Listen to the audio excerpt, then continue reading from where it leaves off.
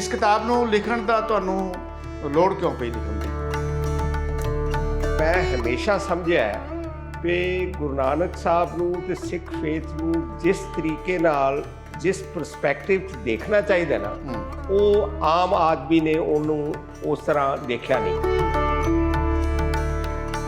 अज का यूथ जिहड़ा है खास करके वो गुरु नानक साहब नूं ते सिख धर्म नूं ठीक परस्पैक्टिव दे विच देखे। साडा कमाल दा रिलीजियस हैरीटेज है, कमाल दा साडा कल्चरल हैरीटेज है। सिख कौम बारे कहा जाता है कि six make history but they don't write history. जो सिख होंदे ने वो अपना पहरावा ते दूजियां चीज़ां जिहड़ियां ना उन्हां दे विच पंज ककार, मैं उहो जिहा सिख नहीं हाँ, भावें मैं विश्वास करना कि I am a good Sikh, क्योंकि मैं बाबे नानक के जिहड़े 3 बेसिक प्रिंसीपल्स ने ना टैनेट्स ऑफ सिखिज्म, किरत करना, नाम जपना ते वंड छकना, उन्हां उत्ते मेरा विश्वास है। ਤੁਸੀਂ ਕੀ ਉਹਨਾਂ ਨੂੰ ਸੁਝਾਅ ਦੇਵੋਗੇ ਕਿ ਇਸ ਕਿਤਾਬ ਦੇ ਵਿੱਚ ਉਹਨਾਂ ਲਈ ਪੜ੍ਹਨ ਲਈ ਹੈ ਕੀ ਪਾਠਕਾਂ ਲਈ? ਅੱਜ ਦੇ ਵਿੱਚ ਜਿਹੜੇ ਹਾਲਾਤ ਨੇ, ਜਦੋਂ ਗੁਰੂ ਨਾਨਕ ਸਾਹਿਬ 1469 ਚ ਆਏ ਉਦੋਂ ਹਾਲਾਤ ਐਗਜ਼ੈਕਟਲੀ ਇਹੋ ਜਿਹੇ ਹਨ ਜਿਹੜੇ ਅੱਜ ਨੇ। ਗਰੀਬ ਆਦਮੀ ਦੱਬਿਆ ਜਾ ਰਿਹਾ, ਐਕਸਪਲਾਇਟ ਹੋ ਰਿਹਾ। ਗੁਰੂ ਸਾਹਿਬ ਨੇ ਬੜੇ ਡਿਟੇਲ 'ਚ ਲਿਖਿਆ ਜਦੋਂ ਆਏ ਨੇ ਸੀਨ ਦੇ ਉੱਤੇ। ਅੱਜ ਬਹੁਤ ਜ਼ਰੂਰਤ ਹੈ ਪਿਆਰ ਦੀ, ਮੁਹੱਬਤ ਦੀ, ਕੰਪੈਸ਼ਨ ਦੀ, ਲਵ ਦੀ ਦੱਸਣ ਦੀ, ਜਿਹੜਾ ਗੁਰੂ ਨਾਨਕ ਸਾਹਿਬ ਦਾ ਮੈਸੇਜ ਸੀ। ਗੁਰੂ ਨਾਨਕ ਸਾਹਿਬ ਦਾ ਬੇਸਿਕ ਮੈਸੇਜ ਸੀ universal brotherhood and oneness of God. ਤੇ ਪਰਮਾਤਮਾ ਇੱਕ ਹੈ, ਨਾ ਕੋਈ ਹਿੰਦੂ ਨਾ ਕੋਈ ਮੁਸਲਮਾਨ। ਅੱਜ ਦੀ ਦੁਨੀਆ ਦੇਖੋ ਕਿਸ ਤਰ੍ਹਾਂ ਦੀ ਬਿਲਕੁਲ ਕਿਓਟਿਕ ਕਾइंड ऑफ कंडीशंस। ਇਹ ਵੋਲੇਟਾਈਲ ਵੀ ਹੈ, ਐਂਬੀਗੂਅਸ ਹੈ, और पता नहीं भी की हो जाए कदों, है ना। ये स्पिरिचुअलिटी का मतलब की है ਜਿਹੜੇ ਗੁਰੂ ਨਾਨਕ ਸਾਹਿਬ ਵੀ ਵਿਸ਼ਵਾਸ ਕਰਦੇ ਸਨ। स्पिरिचुअलिटी ਦਾ ਬੇਸਿਕ ਮਤਲਬ ਜੋ ਮੈਂ ਸਮਝਦਾ ਉਹ ਇਹ ਹੈ belief in laws of nature. Guru Nanak Dev ji ਦੇ ਪਦ ਜਿਨ੍ਹਾਂ ਤੇ ਚੱਲਣ ਦੀ ਲੋੜ ਆ, ਉਸ ਤਰ੍ਹਾਂ ਨਾਲ ਸਿੱਖ ਨਹੀਂ ਚੱਲ ਰਿਹਾ। ਸ਼ਾਇਦ ਤੁਹਾਨੂੰ ਇਹ ਲੱਗਿਆ ਹੋਵੇਗਾ ਜਿਹੜਾ ਨਾਨਕ ਸਾਹਿਬ ਦਾ ਫਲਸਫਾ ਹੈ, ਵੇ ਆਫ ਲਾਈਫ ਦਾ, ਸਿੱਖ ਸਿਰਫ ਆਪਣੇ ਆਪ ਨੂੰ ਯਾਨੀ ਕਿ ਕੇਸਾਧਾਰੀ ਹੋ ਕੇ ਪੱਗ ਬੰਨ੍ਹ ਕੇ ਉਹ ਗੁਰੂ ਨਾਨਕ ਸਾਹਿਬ ਦੇ ਉਸ ਫਲਸਫੇ ਦੇ ਉੱਤੇ ਬਿਲਕੁਲ ਖਰੇ ਉਤਰ ਸਕਦੇ। ਸਿੱਖ ਧਰਮ ਨੂੰ ਜਾਣਨ ਦਾ ਲੋਕਾਂ ਨੂੰ ਪਤਾ ਲੱਗਾ ਜਦੋਂ ਕਿਧਰੇ ਵੀ ਹਾਲਾਤ ਖਰਾਬ ਹੁੰਦੇ ਨੇ, ਕਿਧਰੇ ਯੁੱਧ ਹੁੰਦਾ ਹੈ, ਕਿਧਰੇ ਕੋਈ ਮਹਾਮਾਰੀ ਆ ਗਈ, ਕਿਧਰੇ ਹੋਰ ਇਸ ਤਰ੍ਹਾਂ ਦੇ ਹਾਲਾਤ ਬਣਦੇ ਨੇ, ਤੇ ਸਿੱਖ ਧਰਮ ਨੇ ਅੱਗੇ ਵੱਧ ਕੇ ਸਿੱਖਾਂ ਨੇ ਕਮਾਲ ਦੀ ਸੇਵਾ ਕੀਤੀ ਹੈ। ਸੋ ਉਹਨਾਂ ਨੂੰ ਜਾਣਨ ਦਾ ਉਹਨਾਂ ਨੂੰ ਇੱਕ ਮੌਕਾ ਮਿਲਿਆ। ਤੇ ਯਾਰ ਤੁਹਾਡਾ ਜਿਹੜਾ ਸੰਦੇਸ਼ ਹੈ ਸਿੱਖਾਂ ਨੂੰ ਬਾਣੀ ਦੇ ਨਾਲ ਜੋੜਨ ਦਾ, ਸਿੱਖਾਂ ਨੂੰ ਗੁਰੂ ਨਾਨਕ ਸਾਹਿਬ ਦੇ ਫਲਸਫੇ ਦੇ ਨਾਲ ਜੋੜਨ ਦਾ ਜਿਹੜਾ ਤੁਹਾਡਾ ਉਪਰਾਲਾ, ਤੁਹਾਡੀ ਕੋਸ਼ਿਸ਼ ਜਾਂ ਤੁਹਾਡੀ ਇੱਛਾ ਹੈ, ਇਹ ਕਿਵੇਂ ਸੰਭਵ ਹੋ ਸਕਦਾ ਹੈ? ਜਿਹੜੇ ਗੁਰੂ ਮਹਾਰਾਜ ਦੱਸ ਕੇ ਨੇ ਤੇ ਆਹ ਜੇ ਰਸਤਾ ਹੈ ਨਾ, ਕਿਸੇ ਦੇ ਨਾਲ ਈਰਖਾ, ਕਿਸੇ ਦੇ ਨਾਲ ਜ਼ਬਰਦਸਤੀ, ਕਿਸੇ ਦਾ ਹਿੱਸਾ ਮਾਰਨਾ, ਕਿਸੇ ਦੀ ਚੀਟਿੰਗ, ਇਹ ਚੀਜ਼ਾਂ ਨਾ ਕਰੋ। ਆਪਣੀ ਮਿਹਨਤ ਕਰੋ। ਗੁਰੂ ਨਾਨਕ ਸਾਹਿਬ ਨੇ ਕਿੰਨੇ ਸਾਲ ਕਰਤਾਰਪੁਰ ਸਾਹਿਬ ਦੇ ਵਿੱਚ ਆਪ ਹੀ ਹਲ ਚਲਾਇਆ, ਆਪ ਹੀ ਬੀਜ ਵਾਇਆ, ਆਪ ਹੀ ਕੱਟਿਆ ਕਟਾਇਆ, ਆਪ ਹੀ ਕਰਕੇ ਉਹਦੇ 'ਚੋਂ ਲੰਗਰ ਬਣਾਇਆ ਔਰ ਆਪ ਹੀ ਵੰਡਿਆ।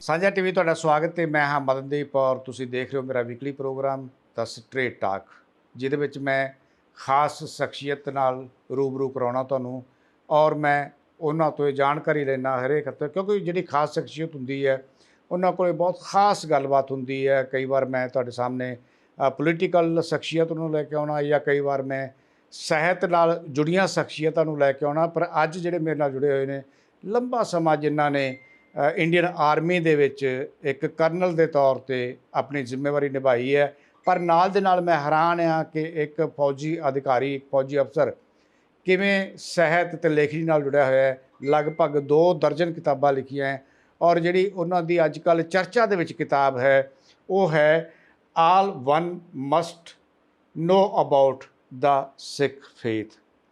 ਯਾਨੀ ਕਿ ਹਰੇਕ ਵਿਅਕਤੀ ਨੂੰ ਸਿੱਖਿਜ਼ਮ ਬਾਰੇ ਜਾਣਨਾ, ਸਿੱਖਾਂ ਬਾਰੇ ਜਾਣਨਾ, ਸਿੱਖ ਫਿਲਾਸਫੀ ਬਾਰੇ ਜਾਣਨਾ ਕੀ ਜ਼ਰੂਰੀ ਹੈ, ਯਾਨੀ ਕਿ ਕੀ ਜਾਣਨਾ ਚਾਹੀਦਾ ਹੈ।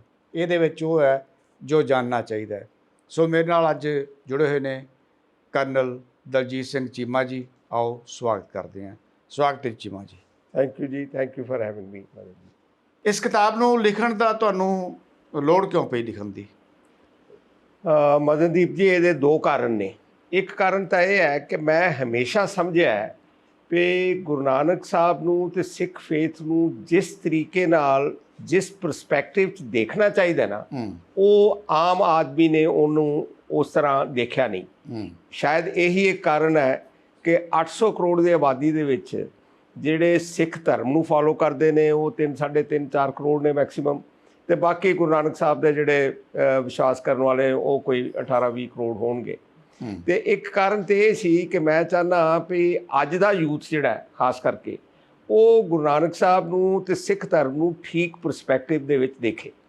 ਮੇਰੇ ਵਰਗੇ ਲੋਕ ਜਿਹੜੇ ਨੇ, ਮੈਂ ਸਮਝਦਾ ਕਿ ਸ਼ਾਇਦ ਇਹ ਲਾਸਟ ਕੜੀ ਹੈ ਜਿਹੜੀ ਇੱਕ, ਜਿਨ੍ਹਾਂ ਕੋਲ ਕੁਝ ਜਿਹੜੇ ਟਰਸਟੀ ਨੇ ਆਪਣੇ ਕਲਚਰਲ ਤੇ ਰਿਲੀਜੀਅਸ ਹੈਰੀਟੇਜ ਦੇ। ਸਾਡਾ ਕਮਾਲ ਦਾ ਰਿਲੀਜੀਅਸ ਹੈਰੀਟੇਜ ਹੈ, ਕਮਾਲ ਦਾ ਸਾਡਾ ਕਲਚਰਲ ਹੈਰੀਟੇਜ ਹੈ ਸਿੱਖ ਕੌਮ ਦਾ। ਸਿੱਖ ਕੌਮ ਬਾਰੇ ਕਿਹਾ ਜਾਂਦਾ ਹੈ we Sikhs make history but they don't write history. ਤੇ ਮੈਂ ਸਮਝਦਾ ਸੀ ਕਿ ਜੇ ਸਾਡੇ ਵਰਗੇ ਲੋਕ, ਮੇਰੇ ਵਰਗੇ ਲੋਕ ਜਿਹੜੇ ਟਰਸਟੀ ਨੇ ਆਪਣੇ ਕਮਾਲ ਦੀ ਜਿਹੜੀ ਕਲਚਰਲ ਤੇ ਰਿਲੀਜੀਅਸ ਹੈਰੀਟੇਜ ਹੈ, ਉਹ ਅੱਗੇ ਕਿਸੇ ਨੂੰ ਦਿੱਤਾ ਜਾਏ ਤਾਂ ਕਿ ਨੈਕਸਟ ਜਨਰੇਸ਼ਨ ਜਿਹੜੀ ਨਾ ਉਹ ਇਹਦੀ ਕਸਟੋਡੀਅਨ ਬਣ ਜਾਏ, ਉਹ ਫਿਰ ਅੱਗੋਂ ਟਰਸਟੀ ਬਣ, ਉਹ ਅਗਲੀ ਜਨਰੇਸ਼ਨ ਨੂੰ ਫਿਰ ਅੱਗੋਂ ਦੇਣ। ਇੱਕ ਤੇ ਇਹ ਕਾਰਨ ਸੀ। ਔਰ ਮੈਂ ਸਮਝਦਾ ਕਿ ਅੱਜ ਦੀ ਜਨਰੇਸ਼ਨ ਜਿਹੜੀ ਹੈ, young ਬॉयਜ਼ and girls specially in India, foreign 'ਚ ਤਾਂ ਫਿਰ ਵੀ ਸ਼ਾਇਦ ਉਹ ਜ਼ਿਆਦਾ ਸਮਝਦੇ ਨੇ ਇਹਨੂੰ, they are last in finding what there religion is all about. ਉਹ ਗੁੰਮ ਹੋ ਰਹੇ ਨੇ। ਇੱਕ ਤਾਂ ਇਹ ਕਾਰਨ ਸੀ। ਦੂਜਾ, ਗੁਰੂ ਅਮਰਦਾਸ ਮਹਾਰਾਜ ਨੇ ਲਿਖਿਆ ਇੱਕ ਜਗ੍ਹਾ ਗੁਰਬਾਣੀ ਦੇ ਵਿੱਚ ਕਿ ਬਾਬਿਆਂ ਕਹਾਣੀਆਂ ਪੂਤ ਸਪੂਤ ਕਰਾਇਨ। ਬਾਬਿਆਂ ਕਹਾਣੀਆਂ ਪੂਤ ਸਪੂਤ ਕਰਾਇਨ, ਮਤਲਬ ਇਹ ਹੈ ਵੀ ਜਿਹੜੇ ਬਾਬਿਆਂ ਦੀਆਂ ਜਾਂ ਆਪਣੀਆਂ ਹੈਰੀਟੇਜ ਤੋਂ ਸਿੱਖ ਕੇ ਜਿਹੜੇ ਤੁਸੀਂ ਵਰਦੀ ਜਿਹੜੇ ਨਾ ਲੋਕ ਉਹ ਇਹਦੇ ਤੋਂ ਅੱਛੇ ਇਨਸਾਨ ਬਣ ਸਕਦੇ ਨੇ। ਤੇ ਇਸ ਕਰਕੇ ਮੇਰੇ ਕੋਲ ਜਦੋਂ ਅਪਰੋਚ ਕੀਤਾ ਮੇਰੇ ਪਬਲਿਸ਼ਰ ਨੇ ਇਹ ਲਿਖਣ ਵਾਸਤੇ, ਤੇ ਮੈਂ ਇਹਨੂੰ ਕਿਹਾ, ਮੈਂ ਕਿਹਾ ਵੀ I am not A devote ਸਿੱਖ। ਮੈਂ ਤਾਂ ਜਿਹੜੇ ਡਿਵੋਟ ਸਿੱਖ ਹੁੰਦੇ ਨੇ ਉਹ ਆਪਣਾ ਪਹਿਰਾਵਾ ਤੇ ਦੂਜੀਆਂ ਚੀਜ਼ਾਂ ਜਿਹੜੀਆਂ ਨਾ ਉਹਨਾਂ ਦੇ ਵਿੱਚ ਪੰਜ ਕਕਾਰ, ਮੈਂ ਉਹੋ ਜਿਹਾ ਸਿੱਖ ਨਹੀਂ ਆ। ਭਾਵੇਂ ਮੈਂ ਵਿਸ਼ਵਾਸ ਕਰਨਾ ਕਿ ਆਈ ਐਮ ਏ ਗੁੱਡ ਸਿੱਖ। ਦੇਖੋ, ਡਿਵੋਟ ਸਿੱਖ ਹੋਣਾ ਤੇ ਗੁੱਡ ਸਿੱਖ ਹੋਣ ਦੇ ਵਿੱਚ ਫਰਕ ਹੈ। ਤੇ ਮੈਂ ਸਮਝਣਾ ਕਿ ਮੈਂ ਗੁੱਡ ਸਿੱਖ ਹਾਂ ਕਿਉਂਕਿ ਮੈਂ ਬਾਬੇ ਨਾਨਕ ਦੇ ਜਿਹੜੇ 3 ਬੇਸਿਕ ਪ੍ਰਿੰਸੀਪਲਸ ਨੇ ਨਾ, ਟੈਨੇਟਸ ਆਫ ਸਿੱਖਿਜ਼ਮ, ਕਿਰਤ ਕਰਨਾ, ਨਾਮ ਜਪਣਾ ਤੇ ਵੰਡ ਛਕਣਾ, ਉਹਨਾਂ ਉੱਤੇ ਮੇਰਾ ਵਿਸ਼ਵਾਸ ਹੈ। ਇਸ ਕਰਕੇ ਮੈਂ ਸਮਝਣਾ ਇੱਕ ਅੱਛਾ ਸਿੱਖ ਹਾਂ। ਤੇ ਮੈਨੂੰ ਉਹਨੇ ਕਿਹਾ, ਪਬਲਿਸ਼ਰ ਨੇ, ਕਿ ਸਰ ਇਹ ਕਾਰਨ ਹੈ ਕਿ ਤੁਹਾਡੇ ਪੈਨ ਤੋਂ ਹੀ ਇਹੋ ਜਿਹੀ ਕਿਤਾਬ ਲਿਖੀ ਜਾਣੀ ਚਾਹੀਦੀ ਹੈ ਤਾਂ ਕਿ ਲੋਕਾਂ ਨੂੰ ਪਤਾ ਲੱਗੇ ਵੀ ਗੁਰੂ ਨਾਨਕ ਸਾਹਿਬ ਦੇ ਬੇਸਿਕ ਟੈਨੇਟਸ ਜਿਹੜੇ ਦਿੱਤੇ ਹੋਏ ਨੇ ਸਿੱਖ ਫੇਥ ਦੇ, ਉਹਨਾਂ ਉੱਤੇ ਤੁਸੀਂ ਵਿਸ਼ਵਾਸ ਕਰਦੇ। ਯਾਨੀ ਕਿ ਅਭਿਸ਼ੇਕ ਪਬਲਿਕੇਸ਼ਨ ਚੰਡੀਗੜ੍ਹ ਨੇ ਛਾਪੀ। ਹਾਂਜੀ, ਉਹਨਾਂ ਨੇ ਛਾਪੀ ਹੈ ਜੀ। ਤਾਂ ਤੁਸੀਂ ਜਿਹੜੀ ਇਹ ਕਿਤਾਬ ਹੈ, ਕਿਉਂਕਿ ਕਿਤਾਬ ਜਿਹੜੇ ਪੜ੍ਹਨ ਵਾਲੇ ਆ ਉਹਨਾਂ ਨੂੰ ਕੀ ਤੁਸੀਂ ਸੁਜੈਸਟ ਕੀ ਕਰੋਗੇ ਕਿ ਇਸ ਕਿਤਾਬ ਤੋਂ ਉਹਨਾਂ ਨੂੰ ਪਤਾ ਕੀ ਲੱਗੇਗਾ ਸਿੱਖੀਜ਼ਮ ਬਾਰੇ? ਉਹ ਕੀ ਇਸ ਕਿਤਾਬ ਤੋਂ ਜਾਣ ਸਕਦੇ ਆ ਸਿੱਖੀਜ਼ਮ ਬਾਰੇ? ਕਿਉਂਕਿ ਸਿੱਖੀਜ਼ਮ ਬੜੀ ਲੰਬੀ ਚੌੜੀ ਹਿਸਟਰੀ ਹੈ, ਬਹੁਤ ਖੋਜ ਦੀ ਲੋੜ ਆ, ਔਰ ਖੋਜ ਦੇ ਨਾਲ ਨਾਲ ਆਪਣੇ ਆਪ ਨਾਲ ਜੁੜਨਾ ਬੜਾ ਜ਼ਰੂਰੀ। ਜਿੰਨੀ ਦੇਰ ਤੱਕ ਕੋਈ ਬੰਦਾ ਆਪਣੇ ਆਪ ਨਾਲ ਨਹੀਂ ਜੁੜਦਾ, ਉਨੀ ਦੇਰ ਤੱਕ ਸਿੱਖੀਜ਼ਮ ਨੂੰ ਸਮਝਣਾ ਬਹੁਤ ਮੁਸ਼ਕਲ ਹੋ ਜਾਂਦਾ ਆ। ਤਾਂ ਤੁਸੀਂ ਕੀ ਉਹਨਾਂ ਨੂੰ ਸੁਝਾਅ ਦੇਵੋਗੇ ਕਿ ਇਸ ਕਿਤਾਬ ਦੇ ਵਿੱਚ ਉਹਨਾਂ ਲਈ ਪੜ੍ਹਨ ਲਈ ਹੈ ਕੀ, ਪਾਠਕਾਂ ਲਈ? ਦੇਖੋ, ਪਹਿਲਾਂ ਤਾਂ ਮੈਂ ਇਹ ਦੱਸਾਂ ਵੀ ਮੇਰੇ ਵਾਸਤੇ ਇਹ ਬਹੁਤ ਹੀ ਇੱਕ ਹੰਬਲਿੰਗ ਐਕਸਪੀਰੀਅੰਸ ਸੀ। ਮੇਰੇ ਵਾਸਤੇ ਇੱਕ ਕਿਸਮ ਦਾ ਸਿਮਰਨ ਸੀ ਜਿਹੜਾ ਮੈਂ ਟਾਈਮ ਇਹਦੀ ਰਿਸਰਚ ਦੇ ਉੱਤੇ ਤੇ ਇਹਨੂੰ ਲਿਖਣ ਵਾਸਤੇ ਲਗਾਇਆ। ਤੇ ਮੈਂ ਇਹ ਨਹੀਂ ਵੀ ਜਿਵੇਂ ਆਮ ਕਿਤਾਬਾਂ ਲਿਖਦਾ ਸਾਂ, ਮੈਂ 18-19 ਕਿਤਾਬਾਂ ਲਿਖੀਆਂ ਨੇ। ਤੇ ਮੇਰੇ ਵਾਸਤੇ ਇਹ ਆਮ ਕਿਤਾਬਾਂ ਵਾਂਗੂ ਕਿਤਾਬ ਨਹੀਂ ਸੀ। ਇਹ ਮੇਰੇ ਵਾਸਤੇ ਇੱਕ ਧਾਰਮਿਕ ਪੂਜਾ ਸਮਝ ਲਓ ਜਾਂ ਇੱਕ ਕਿਸਮ ਦਾ ਸਿਮਰਨ ਸੀ। ਦੂਜੀ ਗੱਲ ਇਹ ਹੈ ਵੀ ਮੈਂ ਤੁਹਾਨੂੰ ਥੋੜ੍ਹਾ ਜਿਹਾ ਪ੍ਰਿਪੇਕਸ਼ ਦੱਸਾਂ ਇਹਦਾ, ਵੀ ਬੈਕਗਰਾਊਂਡ 'ਚ ਜਾਈਏ। ਤੇ ਅੱਜ ਦੇ ਵਿੱਚ ਜਿਹੜੇ ਹਾਲਾਤ ਨੇ, ਜਦੋਂ ਗੁਰੂ ਨਾਨਕ ਸਾਹਿਬ 1469 'ਚ ਆਏ, ਉਦੋਂ ਹਾਲਾਤ ਐਗਜ਼ੈਕਟਲੀ ਇਹੋ ਜਿਹੇ ਹਨ ਜਿਹੜੇ ਅੱਜ ਨੇ। ਅੱਛਾ। ਉਦੋਂ ਵੀ ਗੁਰੂ ਸਾਹਿਬ ਨੇ ਗੁਰਬਾਣੀ 'ਚ ਲਿਖਿਆ ਹੈ ਵੀ ਕਿਸ ਤਰ੍ਹਾਂ ਕਿ ਇੰਨਾ ਹਨੇਰਾ ਤੇ ਇਹਦੇ ਵਿੱਚ ਕਿਵੇਂ ਚਾਨਣੇ ਆਏਗਾ। ਤੇ ਜੱਜ ਜਿਹੜੇ ਨੇ ਉਹ ਰਿਸ਼ਵਤਾਂ ਲੈਂਦੇ ਨੇ, ਆਮ ਆਦਮੀ, ਗਰੀਬ ਆਦਮੀ ਜਿਹੜਾ ਉਹ ਜਾਤ ਪਾਤ ਨਾਲ ਵੰਡਿਆ ਹੋਇਆ ਹੈ, ਗਰੀਬ ਆਦਮੀ ਦੱਬਿਆ ਜਾ ਰਿਹਾ, ਐਕਸਪਲਾਇਟ ਹੋ ਰਿਹਾ। ਗੁਰੂ ਸਾਹਿਬ ਨੇ ਬੜੇ ਡਿਟੇਲ 'ਚ ਲਿਖਿਆ ਜਦੋਂ ਆਏ ਨੇ ਸੀਨ ਦੇ ਉੱਤੇ। ਮੈਂ ਸਮਝਦਾ ਵੀ ਅੱਜ ਹਾਲਾਤ ਉਸੇ ਤਰ੍ਹਾਂ ਦੇ ਨੇ। ਅੱਜ ਬਹੁਤ ਜ਼ਰੂਰਤ ਹੈ ਪਿਆਰ ਦੀ, ਮੁਹੱਬਤ ਦੀ, ਕੰਪੈਸ਼ਨ ਦੀ, ਲਵ ਦੀ। ਦੱਸਣ ਦੀ, ਜਿਹੜਾ ਗੁਰੂ ਨਾਨਕ ਸਾਹਿਬ ਦਾ ਮੈਸੇਜ ਸੀ। ਗੁਰੂ ਨਾਨਕ ਸਾਹਿਬ ਦਾ ਬੇਸਿਕ ਮੈਸੇਜ ਸੀ universal brotherhood and oneness of God. ਤੇ ਪ੍ਰਮਾਤਮਾ ਇੱਕ ਹੈ, ਨਾ ਕੋਈ ਹਿੰਦੂ ਨਾ ਕੋਈ ਮੁਸਲਮਾਨ। ਇਹ ਗੁਰੂ ਨਾਨਕ ਸਾਹਿਬ ਨੇ ਜਦੋਂ ਉਹ ਆਏ ਬੇ ਚੋਂ ਆਪਣੇ ਦਰਿਆ ਚੋਂ ਬਾਹਰ ਨਿਕਲੇ 3 ਦਿਨਾਂ ਦੇ ਬਾਅਦ, ਤੇ ਉਦੋਂ ਗੁਰੂ ਸਾਹਿਬ ਨੇ ਕਿਹਾ ਸੀ ਨਾ ਕੋਈ ਮੁਸਲਮਾਨ ਨਾ ਕੋਈ ਹਿੰਦੂ। ਇਹ ਉਹਨਾਂ ਦਾ ਮੈਸੇਜ ਸੀ ਵੀ ਯੂਨੀਵਰਸਲ ਬ੍ਰਦਰਹੁੱਡ, ਸਰਬੱਤ ਦਾ ਭਲਾ, ਹਰ ਇੱਕ ਦੇ ਵਾਸਤੇ ਪਿਆਰ ਮੁਹੱਬਤ। ਤੇ ਅੱਜ ਮੈਂ ਸਮਝਦਾ ਵੀ ਓਨੀ ਲੋੜ ਲੋਕਾਂ ਨੂੰ ਦੀ ਭੁੱਖ ਨੂੰ ਪੂਰੀ ਕਰਨ ਦੀ ਨਹੀਂ, ਜਿੰਨੀ ਜ਼ਿਆਦਾ ਲੋੜ ਹੈ ਲੋਕਾਂ ਦੇ ਵਿੱਚ ਪਿਆਰ ਤੇ ਮੁਹੱਬਤ ਦਾ ਮੈਸੇਜ ਦੇਣ ਦੀ। ਜਿਹੋ ਜਿਹੇ ਹਾਲਾਤ ਨੇ ਅੱਜ ਦੀ ਦੁਨੀਆ, ਦੇਖੋ ਕਿਸ ਤਰ੍ਹਾਂ ਦੀ ਬਿਲਕੁਲ ਕਿਓਟਿਕ ਕਾਈਂਡ ਆਫ ਕੰਡੀਸ਼ਨਸ। ਇਹ ਵੋਲੇਟਾਈਲ ਵੀ ਹੈ, ਐਂਬੀਗੂਅਸ ਹੈ, ਔਰ ਪਤਾ ਨਹੀਂ ਵੀ ਕੀ ਹੋ ਜਾਏ ਕਦੋਂ, ਹੈ ਨਾ, ਅਨਪ੍ਰੈਡਿਕਟੇਬਲ ਦੁਨੀਆ। ਇਸ ਦੁਨੀਆ ਦੇ ਵਿੱਚ ਜਿੰਨੀ ਜ਼ਰੂਰਤ ਪਿਆਰ ਮੁਹੱਬਤ ਦੀ ਅੱਜ ਹੈ, ਮੇਰਾ ਖਿਆਲ ਹੈ ਕਦੇ ਵੀ ਨਹੀਂ ਸੀ। ਤੇ ਇਸ ਕਰਕੇ ਅੱਜ ਇਸ ਕਿਤਾਬ ਦਾ ਮੈਸੇਜ, ਜਿਹਦੇ ਵਿੱਚ ਗੁਰੂ ਨਾਨਕ ਸਾਹਿਬ ਦਾ ਮੈਸੇਜ ਤੇ ਬਾਕੀ 9 ਨਾਨਕ ਜਿਹੜੇ ਸਨ, ਜਿਹੜੇ ਬਾਕੀ ਗੁਰੂ ਮਹਾਰਾਜ ਸਨ, ਉਹਨਾਂ ਸਾਰਿਆਂ ਦਾ ਮੈਸੇਜ ਬੇਸਿਕਲੀ ਇਹੀ ਰਿਹਾ ਵੀ ਪਿਆਰ ਮੁਹੱਬਤ ਤੇ ਵਨਨੈਸ ਆਫ ਗॉड। ਪਹਿਲੇ ਪਾਤਸ਼ਾਹੀ ਦੇ ਮੈਸੇਜ ਨੂੰ ਅੱਗੇ ਤੋਰਦੇ ਰਹੇ, ਅੱਗੇ ਤੋਰਦੇ ਰਹੇ। ਬਿਲਕੁਲ ਉਹੀ ਮੈਸੇਜ ਜਿਹੜਾ ਉਹਨਾਂ ਦੀ ਬਾਣੀ ਵੀ ਪਹਿਲੀ ਪਾਤਸ਼ਾਹੀ ਦੇ ਨਾਂ ਹੀ ਚੱਲਦੀ ਰਹੀ, ਪਹਿਲੀ ਪਾਤਸ਼ਾਹੀ ਦੇ। ਸੋ ਇਹ ਜਿਹੜਾ ਹੈ ਨਾ ਚੀਜ਼ ਜਿਹਦੀ ਅੱਜ ਜ਼ਰੂਰਤ ਹੈ, ਤੇ ਮੈਂ ਸਮਝਦਾ ਸੀ ਵੀ ਇਹ ਮੇਰੀ ਵੀ ਇੱਕ ਰਿਸਪੌਂਸਿਬਿਲਿਟੀ ਬਣ ਜਾਂਦੀ ਹੈ ਕਿ ਮੈਂ ਇਹਨੂੰ ਸਪਰੈਡ ਕਰਾਂ। ਦੂਜੀ ਜਿਹੜੀ ਤੁਸੀਂ ਗੱਲ ਕੀਤੀ ਹੈ ਸਪਿਰਿਚੁਅਲਿਟੀ ਦੀ, ਮੈਂ ਸਮਝਦਾ ਕਿ ਅੱਜ ਦੀ ਜਨਰੇਸ਼ਨ ਨੂੰ ਤੇ ਆਮ ਆਦਮੀ ਨੂੰ ਰਿਲੀਜਨ ਤੇ ਸਪਿਰਿਚੁਅਲਿਟੀ ਦੇ ਵਿੱਚ ਨਾ ਫਰਕ ਕਰਨਾ ਸਿੱਖਣਾ ਚਾਹੀਦਾ ਹੈ। ਧਰਮ ਬੜੀ ਅੱਛੀ ਗੱਲ ਹੈ, ਸਾਨੂੰ ਬੜਾ ਵਿਸ਼ਵਾਸ ਹੈ, ਸ਼ਰਧਾ ਦਿੰਦਾ, ਸਭ ਕੁਝ ਠੀਕ ਹੈ, ਬਹੁਤ ਅੱਛੀ ਗੱਲ ਹੈ। ਪਰ ਜੇ ਆਮ ਆਦਮੀ ਸਮਝ ਜਾਏ ਕਿ ਸਪਿਰਿਚੁਅਲਿਟੀ ਦਾ ਮਤਲਬ ਕੀ ਹੈ, ਜਿਹੜੇ ਗੁਰੂ ਨਾਨਕ ਸਾਹਿਬ ਵੀ ਵਿਸ਼ਵਾਸ ਕਰਦੇ ਸਨ, ਸਪਿਰਿਚੁਅਲਿਟੀ ਦਾ ਬੇਸਿਕ ਮਤਲਬ ਜੋ ਮੈਂ ਸਮਝਦਾ ਉਹ ਇਹ ਹੈ, belief in laws of nature. ਜੋ ਲਾਜ਼ ਆਫ ਨੇਚਰ ਹੈ ਉਹਦੇ ਜੇ ਤੁਹਾਨੂੰ ਵਿਸ਼ਵਾਸ ਆ ਜਾਏ ਤੇ ਫਿਰ ਤੁਸੀਂ ਸਾਰੀਆਂ ਚੀਜ਼ਾਂ ਜਿਹੜੀਆਂ ਨਾ ਗੁਰੂ ਨਾਨਕ ਸਾਹਿਬ ਕਹਿ ਰਹੇ ਜਾਂ ਸਿੱਖ ਧਰਮ ਕਹਿ ਰਿਹਾ, ਉਹ ਸਾਰੀਆਂ ਚੀਜ਼ਾਂ ਦਾ ਵਿਸ਼ਵਾਸ ਆਪਣੇ ਆਪ ਆਉਣਾ ਸ਼ੁਰੂ ਹੋ ਜਾਂਦਾ। ਤੇ ਇਸ ਕਰਕੇ ਮੈਂ ਸਮਝਦਾ ਸਾਂ ਵੀ ਇਹ ਮੈਸੇਜ ਦੇਣਾ ਜਿਹੜਾ ਬੜਾ ਜ਼ਰੂਰੀ ਹੈ। ਤੁਸੀਂ ਮੈਸੇਜ ਦੇਣਾ ਜ਼ਰੂਰੀ ਸਮਝਿਆ।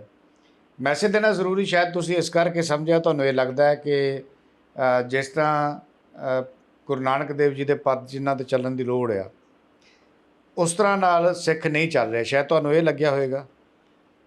ਦੇਖੋ ਵਾਕਿੰਗ ਦੀ ਟਾਕ ਜਿਹੜਾ ਨਾ, ਇਹ ਗੁਰੂ ਸਾਹਿਬ ਨੇ ਕਰਕੇ ਦਿਖਾਇਆ, ਜੋ ਉਹਨਾਂ ਨੇ ਦਿਮਾਗ 'ਚ ਆਇਆ ਉਹਨਾਂ ਦੇ ਵੀ ਉਹਨਾਂ ਦੇਖੋ ਹੀ ਵਾਜ਼ ਅ ਮੈਨ ਆਫ ਯੂਨੀਕ ਪਰਸਨੈਲਿਟੀ।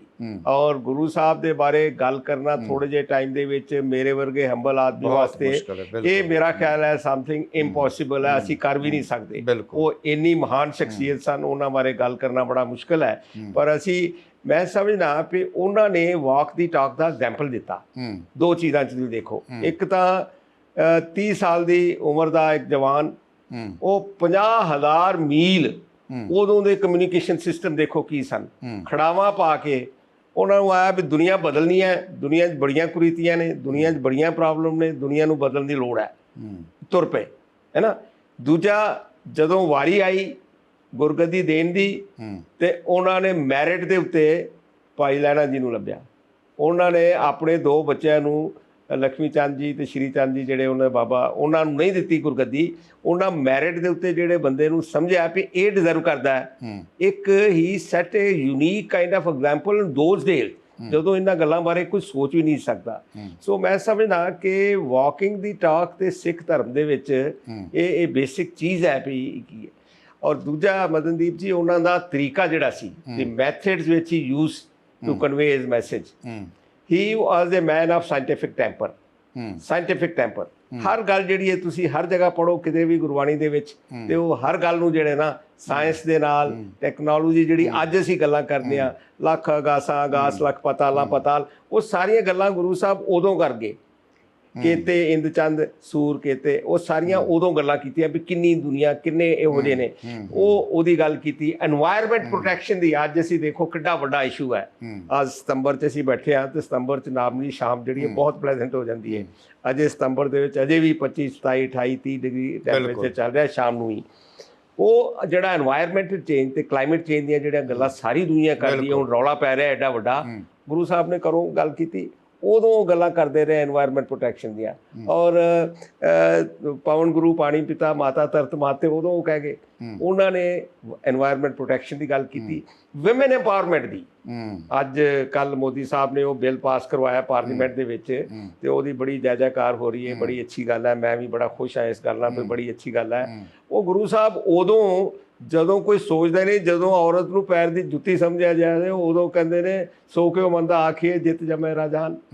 ਉਦੋਂ ਗੁਰੂ ਸਾਹਿਬ ਨੇ ਇੰਨੀ ਵੱਡੀ ਮਤਲਬ, ਔਰ ਔਰਤ ਨੂੰ ਸਿੱਖ ਧਰਮ ਦੇ ਵਿੱਚ ਤੁਹਾਨੂੰ ਪਤਾ ਹੀ ਹੈ ਬਿਲਕੁਲ ਕਿੰਨੀ ਇੱਜ਼ਤ, ਕਿੰਨਾ ਮਾਣ ਦਿੱਤਾ ਜਾਂਦਾ ਔਰ ਕਿੰਨੀ ਉਹਨਾਂ ਦੇ ਵਾਸਤੇ ਅਸੀਂ ਸਾਰੇ। ਸੋ ਮੇਰਾ ਖਿਆਲ ਹੈ ਕੁਝ ਇਹੋ ਜਿਹੀਆਂ ਚੀਜ਼ਾਂ ਸਨ ਉਹਨਾਂ ਦੀ ਪਰਸਨੈਲਿਟੀ ਵਿੱਚ made him absolutely A unique and great human being.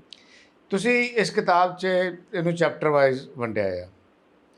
ਇਹਦੇ 'ਚ ਇੱਕ ਚੈਪਟਰ ਹੈ ਦਾ ਸਿੱਖ ਵੇ ਆਫ ਲਾਈਫ। ਆਪਾਂ ਆਮ ਸੁਣਿਆ ਹੋਇਆ ਕਿ ਅਸੀਂ ਬੁੱਧਿਜ਼ਮ ਦੀ ਗੱਲ ਕਰੀਏ ਤਾਂ ਬੁੱਧਿਜ਼ਮ ਦੇ ਵਿੱਚ ਇਹ ਆ ਕਿ ਜਿਹੜੇ ਬੁੱਧ ਨੂੰ ਫੋਲੋ ਕਰਦੇ ਆ ਉਹ ਤੰਬੇ ਨੂੰ ਉਸੇ ਮੋਢੇ 'ਤੇ ਸੁੱਟਦੇ ਆ ਜਿਹੜੇ ਮੋਢੇ 'ਤੇ ਬੁੱਧ ਸਾਹਿਬ ਨੇ ਸੁੱਟਦੇ ਸੀ। ਯਾਨੀ ਕਿ ਪੱਲੂ ਜਿਹੜਾ ਹੈਗਾ, ਜਿਹੜਾ ਉਹ ਧੋਤੀ ਬੰਨ੍ਹਦੇ ਆ, ਉਹ ਬਿਲਕੁਲ ਉਸੇ ਤਰ੍ਹਾਂ ਬੰਨ੍ਹਦੇ ਨੇ ਜਿਵੇਂ ਬੁੱਧ ਸਾਹਿਬ ਬੰਨ੍ਹਦੇ ਸੀ। ਯਾਨੀ ਜਿਵੇਂ ਸੁਣਿਆ ਸੀ, ਜੋ ਹਿਸਟਰੀ ਦੇ ਵਿੱਚ ਹੈ, ਉਸੇ ਤਰ੍ਹਾਂ ਬੈਠਦੇ ਆ, ਉਸੇ ਤਰ੍ਹਾਂ ਕਾਸਾ ਹੱਥ 'ਚ ਫੜ ਕੇ ਤੁਰਦੇ ਆ, ਪਰ ਬੁੱਧ ਨਹੀਂ ਬਣੇ। ਤੋ ਕੀ ਜਿਹੜਾ ਨਾਨਕ ਸਾਹਿਬ ਦਾ ਫਲਸਫਾ ਹੈ ਵੇ ਆਫ ਲਾਈਫ ਦਾ, ਸਿੱਖ ਸਿਰਫ ਆਪਣੇ ਆਪ ਨੂੰ ਯਾਨੀ ਕਿ ਕੇਸਾਧਾਰੀ ਹੋ ਕੇ ਪੱਗ ਬੰਨ੍ਹ ਕੇ ਉਹ ਗੁਰੂ ਨਾਨਕ ਸਾਹਿਬ ਦੇ ਉਸ ਫਲਸਫੇ ਦੇ ਉੱਤੇ ਬਿਲਕੁਲ ਖਰੇ ਉਤਰ ਸਕਦੇ ਨੇ? ਇਸ ਤਰ੍ਹਾਂ ਮੇਰਾ ਖਿਆਲ 'ਚ ਮੇਰਾ ਵਿਚਾਰ ਇਹ ਹੈ ਵੀ ਇਸ ਤਰ੍ਹਾਂ ਨਹੀਂ ਹੁੰਦਾ। ਮੈਂ ਜਿਵੇਂ ਤੁਹਾਨੂੰ ਦੱਸਿਆ ਕਿ ਜਿਹੜੇ ਬੇਸਿਕ ਟੈਨੇਟਸ ਨੇ ਸਿੱਖੀਜ਼ਮ ਦੇ, ਜੇ ਉਹਨਾਂ ਨੂੰ ਫੋਲੋ ਕੀਤਾ ਜਾਏ, ਤੁਹਾਨੂੰ ਜਿਵੇਂ ਪਤਾ ਹੈ ਵੀ ਲੰਗਰ ਦੀ ਪ੍ਰਥਾ ਜਿਹੜੀ ਹੈ ਨਾ, ਉਹ 13 ਤੋਂ ਸ਼ੁਰੂ ਹੋਈ ਤੇ ਗੁਰੂ ਅਮਰਦਾਸ ਮਹਾਰਾਜ ਨੇ ਫਿਰ ਉਹਨੂੰ ਅੱਗੇ ਚਾਲੂ ਕੀਤਾ। ਔਰ ਉਹਦੇ ਬਾਅਦ ਇਹ ਬਿਕਮ ਸੱਚ ਏ ਗ੍ਰੇਟ ਥਿੰਗ ਕਿ ਐਕਚੁਅਲੀ ਮੈਂ ਕਿਆ ਕਰਨਾ ਵੀ ਜਿੰਨੀ ਸੇਵਾ ਕੋਵਿਡ ਨੇ ਆਉਣ ਦੇ ਬਾਅਦ ਸਿੱਖ ਧਰਮ ਦੀ ਤੇ ਸਿੱਖ ਪ੍ਰਚਾਰ ਦੀ ਕੀਤੀ ਹੈ, ਉਨੀ ਸ਼ਾਇਦ SGPC ਨੇ ਕਈ ਸਾਲਾਂ ਦੇ ਵਿੱਚ ਨਹੀਂ ਕੀਤੀ ਹੋਣੀ। ਮਤਲਬ ਸਿੱਖ ਧਰਮ ਨੂੰ ਜਾਣਨ ਦਾ ਲੋਕਾਂ ਨੂੰ ਪਤਾ ਲੱਗਾ ਜਦੋਂ ਕਿਧਰੇ ਵੀ ਹਾਲਾਤ ਖਰਾਬ ਹੁੰਦੇ ਨੇ, ਕਿਧਰੇ ਯੁੱਧ ਹੁੰਦਾ ਹੈ, ਕਿਧਰੇ ਕੋਈ ਮਹਾਮਾਰੀ ਆ ਗਈ, ਕਿਧਰੇ ਹੋਰ ਇਸ ਤਰ੍ਹਾਂ ਦੇ ਹਾਲਾਤ ਬਣਦੇ ਨੇ, ਤੇ ਸਿੱਖ ਧਰਮ ਨੇ ਅੱਗੇ ਵੱਧ ਕੇ ਸਿੱਖਾਂ ਨੇ ਕਮਾਲ ਦੀ ਸੇਵਾ ਕੀਤੀ ਹੈ। ਸੋ ਉਹਨਾਂ ਨੂੰ ਜਾਣਨ ਦਾ ਉਹਨਾਂ ਨੂੰ ਇੱਕ ਮੌਕਾ ਮਿਲਿਆ। ਦੂਜੀ ਇੱਕ ਚੀਜ਼ ਜਿਹੜੀ ਮੈਂ ਬੜੀ ਜ਼ਰੂਰੀ ਹੈ ਦੱਸਣਾ ਚਾਹੁੰਦਾ ਮਦਨਦੀਪ ਜੀ, ਉਹ ਹੈ ਕਿ Guru Nanak Sahib was a poet of unique and great sensibilities. ਉਹਨਾਂ ਬਾਰੇ ਇੱਕ ਗੱਲ ਮਸ਼ਹੂਰ ਹੈ ਕਿ ਜਦੋਂ ਗੁਰੂ ਮਹਾਰਾਜ ਗਏ ਉੱਥੇ ਪੁਰੀ, ਜਗਨਨਾਥਪੁਰੀ, ਤੇ ਉੱਥੇ ਉਹਨਾਂ ਨੇ ਜਦੋਂ ਬਾਣੀ ਉਚਾਰੀ, ਜਦੋਂ ਉਹਨਾਂ ਦੇਖਿਆ ਕਿ ਸ਼੍ਰੀ ਕ੍ਰਿਸ਼ਨ ਭਗਵਾਨ ਕ੍ਰਿਸ਼ਨ ਦੀ ਆਰਤੀ ਹੋ ਰਹੀ ਸੀ, ਤੇ ਉਦੋਂ ਉਹਨਾਂ ਨੇ ਗਗਨ ਮੇ ਥਾਲ ਰਵੀ ਚੰਦ ਦੀਪਕ ਦੀ ਜਿਹੜੇ ਉਹ ਉਚਾਰਨਾ ਕੀਤੀ। It is one of the greatest poetry, ਕਮਾਲ ਦੀ। ਕਹਿੰਦੇ ਨੇ ਕਿ ਐਕਟਰ ਬਲਰਾਜ ਸਾਹਨੀ ਸੀ ਨਾ, ਉਹ ਗਿਆ ਗੁਰੂਦੇਵ ਟੈਗੋਰ ਕੋਲ, ਕਹਿੰਦਾ ਜੀ ਤੁਸੀਂ ਨੈਸ਼ਨਲ ਐਂਥਮ ਲਿਖਿਆ ਹੈ ਤੇ ਤੁਸੀਂ ਇੱਕ ਕੋਈ ਇੰਟਰਨੈਸ਼ਨਲ ਐਂਥਮ ਵੀ ਲਿਖੋ ਤੇ ਜਿਹੜਾ। ਤੇ ਰਵਿੰਦਰਨਾਥ ਟੈਗੋਰ ਕਹਿੰਦਾ I don't have to write it. ਕਹਿੰਦਾ ਇਹ ਤਾਂ 16ਵੀਂ ਸਦੀ ਦੇ ਵਿੱਚ ਗੁਰੂ ਨਾਨਕ ਲਿਖਿਆ, ਉਹ ਇੰਟਰਨੈਸ਼ਨਲ ਨਹੀਂ ਯੂਨੀਵਰਸਲ ਐਂਥਮ ਲਿਖਿਆ ਉਹਨੇ। He was so enamored with this ਕਿ ਉਹਨੇ ਬੰਗਾਲੀ ਦੇ ਵਿੱਚ ਟ੍ਰਾਂਸਲੇਸ਼ਨ ਕੀਤੀ ਜਿਹੜੀ ਅਵੇਲੇਬਲ ਹੈ। ਔਰ ਉਹ ਗੁਰੂ ਮਹਾਰਾਜ ਦੀ ਇਸ ਚੀਜ਼ ਨੂੰ ਮਤਲਬ ਇੰਨੀ ਕਦਰ ਕਰਦਾ ਸੀ ਕਿ ਸਾਰੇ ਬੰਗਾਲ ਦੇ ਵਿੱਚ it is A grade example. ਲੋਕੀ ਸੋਚਦੇ ਨੇ ਗੁਰੂ ਨਾਨਕ ਸਾਹਿਬ ਨੂੰ ਲੋਕੀ ਜੇ ਜਾਣਦੇ ਨੇ ਬੰਗਾਲ ਦੇ ਵਿੱਚ ਤੇ ਇਹਦੇ ਕਰਕੇ ਜਾਣਦੇ ਨੇ, ਉੜੀਸਾ ਦੇ ਜਾਣਦੇ ਨੇ, ਜਗਨਨਾਥਪੁਰੀ ਦਾ ਉਹਦੇ ਕਰਕੇ ਜਾਣਦੇ ਨੇ। ਸੋ ਉਹਨਾਂ ਨੇ ਜਾ ਕੇ ਉਹਨਾਂ ਦੇ ਦੇਖੋ ਸਿਸਟਮ ਜਿਹੜਾ ਸੀ, ਤਰੀਕਾ, ਕਿਸੇ ਨੂੰ ਆਰਗੂਮੈਂਟ ਦੇ ਨਾਲ, ਸਿੱਧ ਸਨ ਗੋਸ਼ਟੀ ਵਾਲੇ, ਉਹਨਾਂ ਨਾਲ, ਦੂਜਿਆਂ ਨਾਲ, ਪੰਡਤਾਂ ਨਾਲ, ਹਰ ਇੱਕ ਦੇ ਨਾਲ ਬੈਠ ਕੇ ਉਹਨੂੰ ਐਗਜ਼ਾਮਪਲ ਦਿੱਤੀ, ਉਹਨੂੰ ਸਮਝਾਇਆ ਕਿ ਦੇਖ ਬਈ ਆਹ ਗੱਲ ਇਸ ਤਰ੍ਹਾਂ ਹੈ ਨਾ। ਜਿਵੇਂ ਆ ਗ੍ਰਹਿਣ ਹੁੰਦਾ, ਗ੍ਰਹਿਣ ਦੇ ਉੱਤੇ ਲੋਕੀ ਇਹ ਸਾਰੀ ਗੱਲ ਗੁਰੂ ਸਾਹਿਬ ਨੇ ਉਦੋਂ ਦੱਸੀ ਵੀ ਗ੍ਰਹਿਣ ਕਿਵੇਂ ਲੱਗਦੇ ਨੇ। ਇਹ ਕੋਈ ਕਿਹੜਾ ਗ੍ਰਹਿ ਕਿਸੇ ਦੇ ਅੱਗੇ ਆ ਜਾਂਦਾ ਹੈ, ਇਸ ਕਰਕੇ ਉਹਦੀ ਛਾਂ ਦੇ ਕਰਕੇ ਗ੍ਰਹਿਣ ਲੱਗਦਾ ਹੈ। ਔਰ ਇਹ ਪੰਡਤਾਂ ਨੇ ਬਣਾਇਆ ਹੋਇਆ ਸਿਸਟਮ ਆਪਣੇ ਆਪ ਨੂੰ ਪੈਸੇ ਕਮਾਉਣ ਦਾ, ਇਹ ਉਹਨਾਂ ਨੇ ਸਾਫ਼ ਸੁਥਰਾ ਕਿਹਾ ਹੈ ਨਾ। ਫਿਰ ਤੁਹਾਨੂੰ ਉਹ ਵੀ ਪਤਾ ਹੈ ਵੀ ਜਿਹੜਾ ਸੂਰਜ ਨੂੰ ਪਾਣੀ ਚੜਾਉਣ ਵਾਲੀ ਗੱਲ। ਸੋ ਇਹ ਸਾਰੀਆਂ ਚੀਜ਼ਾਂ ਜਿਹੜੀਆਂ ਨਾ, ਇਹ ਗੁਰੂ ਸਾਹਿਬ ਨੇ ਪ੍ਰੈਕਟੀਕਲ ਕਰਕੇ, ਆਰਗੂਮੈਂਟ ਦੇ ਕੇ, ਸਮਝਾ ਕੇ, ਕਦੇ ਥੋੜ੍ਹਾ ਜਿਹਾ ਗੁੱਸੇ 'ਚ ਆ ਕੇ ਨਾਰਾਜ਼ ਵੀ ਹੋ ਕੇ ਕਹਿੰਦੇ ਸਨ, ਕੁਝ ਮੁਸਕਰਾ ਕੇ ਵੀ ਕਹਿੰਦੇ ਸਨ। ਇਹ ਹਰ ਇੱਕ ਤਰੀਕੇ ਦੇ ਨਾਲ depending upon the type of people ਉਹਨਾਂ ਦੇ ਨਾਲ ਮੱਕੇ ਦੇ ਵਿੱਚ ਜਿਵੇਂ ਉਹਨਾਂ ਨੂੰ ਸਮਝਾਇਆ। ਇੱਕ ਚੀਜ਼ ਜਿਹੜੀ ਬੜੀ ਜ਼ਰੂਰੀ ਹੈ ਔਰ ਜਿਹੜੇ ਬੜੇ ਲੋਕਾਂ ਨੂੰ ਗਲਤਫਹਿਮੀ ਹੈ, Guru Nanak or any of the Sikh gurus, they never believed in karamat. yes yes ਉਹ yes ਕਦੇ they vehemently opposed it. Hmm as a matter of fact Guru Nanak Sahib ਨਾਰਾਜ਼ ਹੋਏ, ਕਿਸੇ ਇੱਕ ਚੇਲੇ ਨੇ ਕੁਝ ਕਿਹਾ ਡਿਸਾਈਪਲ ਨੇ ਕਿ ਮਹਾਰਾਜ ਇਸ ਤਰ੍ਹਾਂ, ਉਹ ਬਹੁਤ ਨਾਰਾਜ਼ ਹੋਏ ਔਰ ਬਾਣੀ 'ਚ ਉਹਦਾ ਪੂਰਾ ਡਿਟੇਲ ਦਿੱਤਾ ਹੈ ਵੀ ਕਿਵੇਂ ਉਹਨਾਂ ਨੇ ਉਹਨੂੰ ਨਾਰਾਜ਼ ਹੋਏ। ਉਹਨਾਂ ਨੇ ਕਦੇ ਕੋਈ ਕਰਾਮਾਤ ਨਹੀਂ ਕੀਤੀ। ਸ਼੍ਰੀ ਚੰਦ ਜੀ ਕਰਾਮਾਤਾਂ ਕਰਦੇ ਸੀ ਤਾਂ ਉਹਨਾਂ ਦੇ ਉਹ ਉਹਨਾਂ ਬਿਲਕੁਲ ਨਾਲ ਵਿਰੋਧ 'ਚ ਸੀਗੇ। ਹੁਣ ਕਰਾਮਾਤ ਇਹ ਸੀ ਕਿ 50,000 ਮੀਲ ਹੂੰ ਤੁਰ ਪਏ ਔਰ ਲੋਕਾਂ ਨੇ ਬੜੀ ਕੋਸ਼ਿਸ਼ ਕੀਤੀ ਵੀ ਬੰਦੇ ਨੂੰ ਇਹ ਠੀਕ ਨਹੀਂ, ਇਹਨੂੰ ਚੱਲਣ ਦੇਣਾ ਆਪਣੇ ਰਸਤੇ ਦੇ ਉੱਤੇ, ਪਰ ਚੱਲਦੇ ਨੇ ਔਰ ਇਹ ਕਮਾਲ ਕਰਤੀ। ਦੇਖੋ ਉਦੋਂ ਜਦੋਂ ਹਿੰਦੂ ਸਕ੍ਰਿਪਚਰ ਸਾਰੇ ਲਿਖੇ ਜਾਂਦੇ ਸਨ ਸੰਸਕ੍ਰਿਤ 'ਚ, ਮੁਸਲਿਮ ਸਕ੍ਰਿਪਚਰ ਸਾਰੇ ਹੁੰਦੇ ਸਨ ਅਰੈਬਿਕ 'ਚ। ਨਾ ਅਰੈਬਿਕ ਆਮ ਆਦਮੀ ਸਮਝਦਾ ਸੀ, ਨਾ ਸੰਸਕ੍ਰਿਤ ਆਮ ਆਦਮੀ ਸਮਝਦਾ। ਸੋ ਗੁਰੂ ਸਾਹਿਬ ਨੇ ਇੱਕ ਬ੍ਰਿਜ ਜਿਹੜਾ ਨਾ ਮੁਸਲਿਮ ਤੇ ਹਿੰਦੂ ਕਮਿਊਨਿਟੀ ਦੇ ਵਿੱਚ ਬਣਾ ਕੇ ਉਹਦੇ 'ਚੋਂ ਇੱਕ ਹੋਰ ਕਮਿਊਨਿਟੀ ਨਿਕਲ ਆਈ ਜੇ ਸਿੱਖ ਵੇ ਆਫ ਲਾਈਫ ਹੋ ਗਿਆ। ਸਿੱਖ ਵੇ ਆਫ ਲਾਈਫ ਹੋ ਗਿਆ ਵੀ ਤੁਸੀਂ ਸਾਰੇ ਧਰਮਾਂ ਦੀ ਇੱਜ਼ਤ ਕਰਨੀ ਹੈ, ਸਾਰਿਆਂ ਦੀ ਇੱਜ਼ਤ ਕਰਨੀ, ਸਾਰਿਆਂ ਨਾਲ ਪਿਆਰ ਕਰਨਾ ਹੈ ਔਰ ਇੱਕ ਹੈ ਉਹ ਖੁਦਾ, ਹੈ ਨਾ। ਅਵਲ ਅੱਲਾ ਨੂਰ ਉਪਾਇਆ ਕੁਦਰਤ ਕੇ ਸਭ ਬੰਦੇ, ਕੌਣ ਭਲੇ ਕੌਣ ਬੰਦੇ, ਉਹਨਾਂ ਨੇ ਬੰਦੇ ਇਹਦੇ ਉੱਤੇ ਉਹਨਾਂ ਨੇ ਇੰਨਾ ਜ਼ਿਆਦਾ ਐਮਫੈਸਿਸ ਦਿੱਤਾ ਵੀ ਕੋਈ ਛੋਟਾ ਨਹੀਂ, ਕੋਈ ਵੱਡਾ ਨਹੀਂ, ਕੋਈ ਨੀਚ ਨਹੀਂ, ਕੋਈ ਕੁਛ ਨਹੀਂ। ਔਰ ਫਿਰ ਇੱਕ ਬੜੀ ਵੱਡੀ ਗੱਲ ਮੈਂ ਸਮਝਦਾ ਵੀ ਹਿਊਮਿਲਿਟੀ ਜਿਹੜੀ ਹੈ ਸਿੱਖ ਧਰਮ ਦੇ ਵਿੱਚ, ਮੱਤ ਉੱਚੀ ਮਨ ਨੀਵਾਂ ਮੱਤ ਉੱਚੀ ਦੀ ਜਿਹੜੀ ਦਿੱਤਾ ਸਾਨੂੰ ਕਨਸੈਪਟ ਦਿੱਤਾ ਹੈ, ਉਹ ਕਨਸੈਪਟ ਵੀ ਜਿਹੜਾ ਨਾ ਗੁਰੂ ਸਾਹਿਬ ਨੇ ਦੱਸਿਆ ਕਿ ਉਹ ਦੂਬ ਦੀ ਐਗਜ਼ਾਮਪਲ ਦਿੰਦੇ ਨੇ, ਘਾਸ ਜਿਹੜਾ ਹੁੰਦਾ ਛੋਟਾ ਉਹਦੀ ਗੱਲ ਕਰਦੇ ਨੇ, ਉਹਦੀ ਐਗਜ਼ਾਮਪਲ ਦਿੰਦੇ ਨੇ ਵੀ ਨੰਨੇ ਹੋਈਏ ਧੂਪ ਸੇ जैसे नन्ही धूप और घास जरी जात है धूप खूब की खूब ਗੁਰੂ ਸਾਹਿਬ ਕਹਿੰਦੇ ਨੇ ਵੀ ਜਿੰਨਾ ਛੋਟਾ ਹੈ ਜਿੰਨਾ ਨੰਨਾ ਹੈ ਉਹਨਾਂ ਜ਼ਿਆਦਾ ਨਾ ਉਹ ਫਲੇ ਫੁਲੇਗਾ। ਸੋ ਇਹ ਮੇਰਾ ਖਿਆਲ ਹੈ ਕਿ ਬੇਸਿਕ ਚੀਜ਼ਾਂ ਜਿਹੜੀਆਂ ਸੀ ਨਾ, ਲੰਗਰ ਦੀ ਪ੍ਰਥਾ ਦੇ ਉੱਤੇ ਉਹ ਦੇਣਾ, ਜ਼ੋਰ ਦੇਣਾ, ਆਮ ਆਦਮੀ ਦੀ ਸੇਵਾ ਵਾਸਤੇ, ਕਿਵੇਂ ਕੋੜਿਆਂ ਵਾਸਤੇ ਮੈਕਾ ਜਾ ਕੇ ਮੱਕੇ ਉਹਨਾਂ ਨੇ ਕੋੜਿਆਂ ਦੀ ਸੇਵਾ ਜਿਹੜੀ ਕਰਨੀ ਸ਼ੁਰੂ ਕਰ ਦਿੱਤੀ। ਉੱਥੇ ਲੋਕ ਜਿਹੜੇ ਨੇ ਜਾਣਦੇ ਨੇ ਵੀ ਇੱਥੇ ਕੋਈ ਨਾਨਕ ਆਇਆ ਸੀ ਜਿਹਨੇ ਕੋੜਿਆਂ ਨੂੰ ਠੀਕ ਕੀਤਾ ਸੀ। ਹੁਣ ਇਹੋ ਜਿਹੀਆਂ ਗੱਲਾਂ ਜਿਹੜੀਆਂ ਨਾ ਗੁਰੂ ਸਾਹਿਬ ਨੇ ਸਪਰੈਡ ਕੀਤੀਆਂ। ਤੇ ਇੱਕ ਹੋਰ ਚੀਜ਼ ਜਿਹੜੀ ਉਹਨਾਂ ਕੀਤੀ, ਉਹਨਾਂ ਨੇ God and Guru the concept ਦਿੱਤਾ। ਗੁਰੂ ਦਾ ਕਨਸੈਪਟ ਕਿਉਂ, ਜਦੋਂ ਉਹਨਾਂ ਨੇ ਕਿਹਾ ਨਾ ਵੀ ਗੁਰੂ ਗੋਡ ਜਿਹੜਾ ਉਹ ਫਾਰਮਲੈਸ ਹੈ, formless, Ik Onkar, formless, he is not seen, human being ਨਹੀਂ ਹੈ, ਬੋਡੀ ਨਹੀਂ ਹੈ, ਦੇਖਿਆ ਨਹੀਂ ਜਾ ਸਕਦਾ। ਤੇ ਇਹ ਆਮ ਆਦਮੀ ਦੀ ਸਮਝ 'ਚ ਗੱਲ ਨਹੀਂ ਸੀ ਪੈਂਦੀ ਵੀ ਫਾਰਮਲੈਸ ਦਾ ਕੀ ਮਤਲਬ ਹੈ, ਔਰ ਗੋਡ ਇਜ਼ ਟਰੂਥ, ਸੱਚਾਈ ਜਿਹੜੀ ਹੈ ਉਹ ਭਗਵਾਨ ਹੈ, ਇਹ ਵੀ ਉਹਨਾਂ ਨੇ ਕਿਹਾ। ਤੇ ਇਸ ਗੱਲ ਨੂੰ ਐਕਸਪਲੇਨ ਕਰਨ ਵਾਸਤੇ ਉਹਨਾਂ ਨੇ ਗੁਰੂ ਦਾ ਕਨਸੈਪਟ ਲਿਆ ਵੀ ਗੁਰੂ ਇੱਕ ਪਰਫੈਕਟ ਇਨਸਾਨ ਹੋਏਗਾ, ਪਰਫੈਕਟ ਐਂਟੀਟੀ ਹੋਏਗੀ ਜਿਹੜੀ ਤੁਹਾਨੂੰ ਭਗਵਾਨ ਦੇ ਕੋਲ ਲਿਜਾਣ ਵਾਸਤੇ, ਗੋਡ ਨੂੰ ਮਿਲਾਉਣ ਵਾਸਤੇ ਇੱਕ ਤੁਹਾਡਾ ਰਸਤਾ ਹੋਏਗਾ, ਹੈ ਨਾ। ਸੋ ਉਹ ਉਹਨਾਂ ਨੇ, ਔਰ ਤੀਜੀ ਚੀਜ਼ ਜਿਹੜੀ ਲਿਆਂਦੀ ਮਦਨਦੀਪ ਜੀ, ਉਹ ਸੀ ਮਿਊਜ਼ਿਕ। ਦੇਖੋ ਮਿਊਜ਼ਿਕ ਜਿਹੜਾ ਇਹਦੀ ਐਕਸੈਪਟੈਂਸ ਜਿਹੜੀ ਹੋਈ ਨਾ ਇੱਕਦਮ ਗੁਰੂ ਸਾਹਿਬ ਦੇ, ਜੋ ਵੀ ਉਦੋਂ ਭਗਤ ਵੀ ਸਨ ਬੜੇ, ਭਗਤ ਕਬੀਰ, ਭਗਤ ਰਵੀਦਾਸ, ਇਹ ਸਾਰੇ ਭਗਤਾਂ ਦੀ ਵੀ ਉਦੋਂ ਚੱਲ ਰਹੀ ਸੀ ਮੂਵਮੈਂਟ। ਪਰ ਗੁਰੂ ਸਾਹਿਬ ਦਾ ਜਿਹੜਾ ਮੈਸੇਜ ਆਇਆ ਉਹ ਇਸ ਕਰਕੇ ਇੰਨਾ ਪਾਪੂਲਰ ਹੋਇਆ, ਇੱਕ ਤਾਂ ਉਹਨਾਂ ਸਿੰਪਲ ਲੈਂਗੁਏਜ ਤੇ ਆਮ ਆਦਮੀ, ਕਿਸਾਨ, ਖੇਤੀ ਕਰਨ ਵਾਲਾ, ਉਹਨੂੰ ਵੀ ਗੱਲ ਸਮਝ ਲੱਗੇ। ਔਰ ਦੂਜਾ ਨਾਲ ਉਹਨੂੰ ਲਿਆਂਦਾ ਵੀ ਆ ਰਬਾਬ ਛੇੜ, ਤੇ ਉਹਨੂੰ ਮਰਦਾਨੇ ਨੂੰ ਆਪਣੇ, ਉਹਨਾਂ ਦਾ ਦੋਸਤ ਸੀ, ਮੁਸਲਮਾਨ ਸੀ। ਇੱਕ ਹੋਰ ਦੇਖੋ ਕਿੰਨੀ ਵਧੀਆ ਐਗਜ਼ਾਮਪਲ ਹੈ, ਸਾਰੀ ਉਮਰ ਇੱਕ ਮੁਸਲਮਾਨ ਦੋਸਤ ਜਿਹੜਾ ਉਹਨੂੰ ਨਾਲ ਰੱਖਿਆ ਔਰ ਉਹਨੂੰ ਦੱਸਿਆ ਵੀ ਮਰਦਾਨਾ ਬਾਣੀ ਆਈ ਹੈ, ਵਜਾ ਲਗਾ ਹੈ। ਇਹ ਗੱਲ ਕਿੰਨੀ ਯੂਨੀਕ ਹੈ। ਤੁਸੀਂ ਉਦੋਂ ਜਦੋਂ ਜਾਤ ਪਾਤ ਉਹ ਇਹਦੇ ਉੱਤੇ ਇੰਨਾ ਜ਼ਿਆਦਾ ਜ਼ੋਰ ਸੀ, ਉਦੋਂ ਉਹਨਾਂ ਨੇ ਇਹ ਕਰ ਵਿਖਾਇਆ।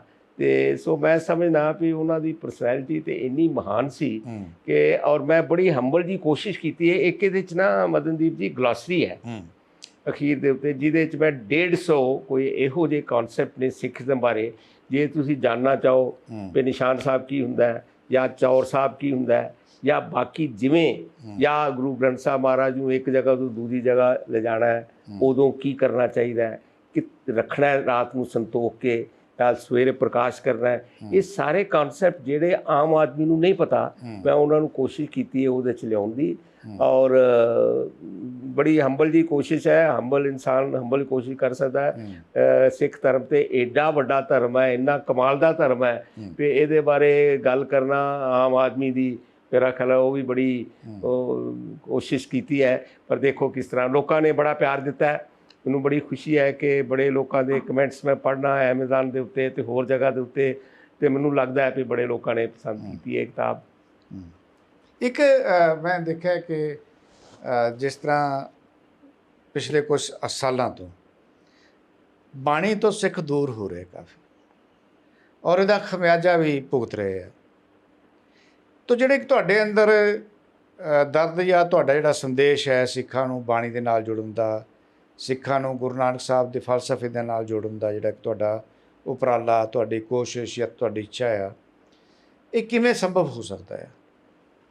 ਐਕਚੁਅਲੀ ਮੈਂ ਕੱਲ੍ਹ ਕਿਧਰੇ ਕੋਈ ਲੈਕਚਰ ਲੈ ਰਿਹਾ ਸੀ ਪਰਸੋਂ, ਤੇ ਮੈਨੂੰ ਇੱਕ ਸੀਨੀਅਰ ਬੰਦੇ ਨੇ ਪੁੱਛਿਆ ਕਿ sir how to become a good professional, ਤੇ ਮੈਂ ਉਹਨੂੰ ਜਵਾਬ ਦਿੱਤਾ ਸੀ to become a good professional you must try and become a good human being. ਗੱਲ ਇਹ ਹੈ ਕਿ ਅੱਛਾ ਇਨਸਾਨ ਬਣਨਾ, ਅਸੀਂ ਸਾਰੇ we are kind of work in progress. ਅਸੀਂ ਹੌਲੀ ਹੌਲੀ ਹੌਲੀ ਕੋਸ਼ਿਸ਼ ਕਰਕੇ, ਹਰ ਕੋਈ ਕੋਸ਼ਿਸ਼ ਕਰਦਾ ਇੰਪਰੂਵ ਕਰਨ ਦੀ। ਮੈਂ ਸਮਝਦਾ ਵੀ ਜਦੋਂ ਤੁਹਾਡੇ ਕੋਲ ਸਿੰਪਲ ਸਿੱਧਾ ਸਾਫ਼ ਰਸਤਾ ਕਿਸੇ ਨੇ ਦੱਸਿਆ ਹੋਇਆ, ਜਿਹੜੇ ਗੁਰੂ ਮਹਾਰਾਜ ਦੱਸ ਕੇ ਨੇ ਵੀ ਆਹ ਜੇ ਰਸਤਾ ਹੈ ਨਾ, ਕਿਸੇ ਦੇ ਨਾਲ ਈਰਖਾ, ਕਿਸੇ ਦੇ ਨਾਲ ਜ਼ਬਰਦਸਤੀ, ਕਿਸੇ ਦਾ ਹਿੱਸਾ ਮਾਰਨਾ, ਕਿਸੇ ਦੀ ਚੀਟਿੰਗ, ਇਹ ਚੀਜ਼ਾਂ ਨਾ ਕਰੋ, ਆਪਣੀ ਮਿਹਨਤ ਕਰੋ।